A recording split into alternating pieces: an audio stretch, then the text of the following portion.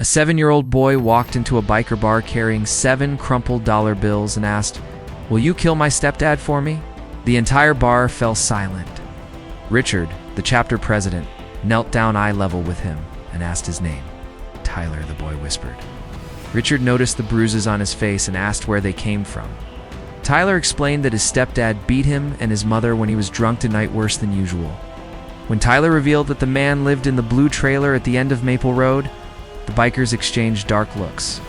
Everyone knew that trailer park as a place even cops avoided. Tank headed for the door, ready to handle it, but Richard stopped him. He told the others that a boy asking killers for help with $7 meant pure desperation. Razor muttered that cops never help until someone ends up dead. Snake suggested handling it the biker way, his knife already out. Tyler watched with a mixture of fear and hope.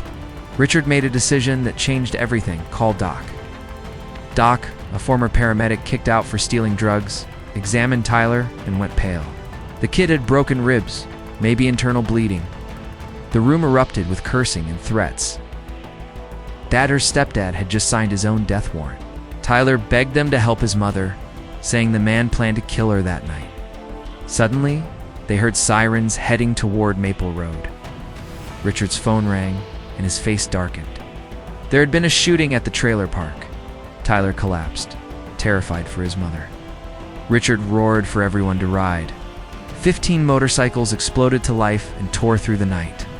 Tyler holding on to Richard as they sped toward the scene. The trailer park was swarming with police. The bikers arrived in formation, causing officers to tense and reach for their guns. Sheriff Johnson stepped forward, warning Richard he shouldn't be there. Richard demanded to know about the boy's mother. The sheriff said she was alive, but her husband wasn't.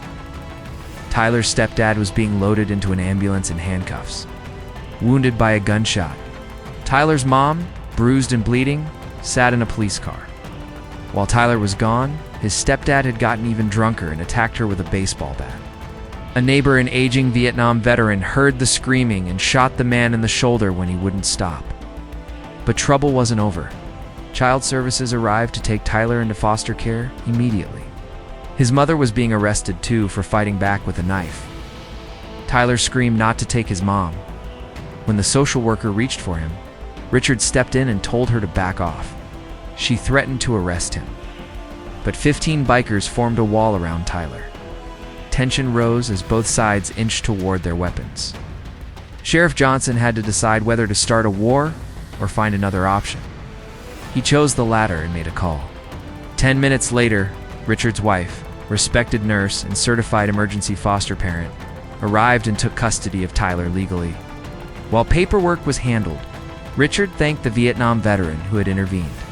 The old man admitted he couldn't afford a lawyer, so Richard handed him one paid for by the club.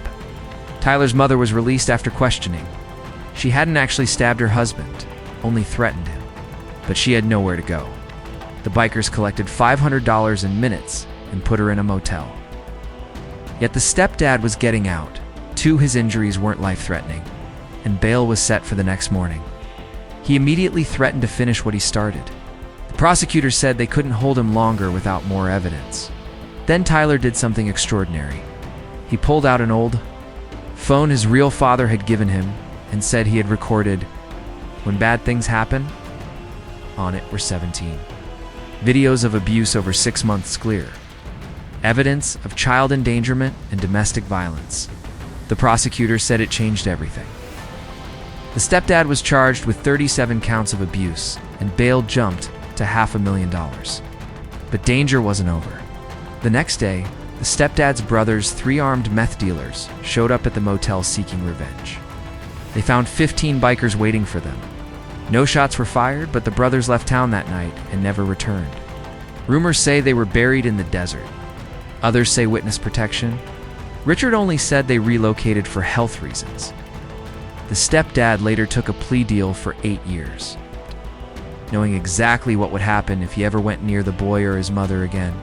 The Vietnam veteran received a city medal. Its legal fees paid by the bikers. Tyler and his mother moved into a new apartment, watched over by the motorcycle club. Anyone who looked at them wrong got a friendly visit from 15 men who explained the situation clearly. Tyler kept the $7.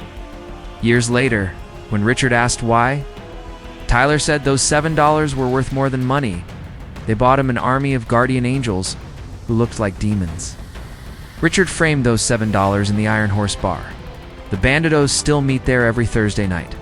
And if a child ever walks in asking for help, they remember the night they chose to be protectors instead of killers. Tyler grew up, had children of his own, and still visits Richard every week, not for protection, but because family isn't always blood.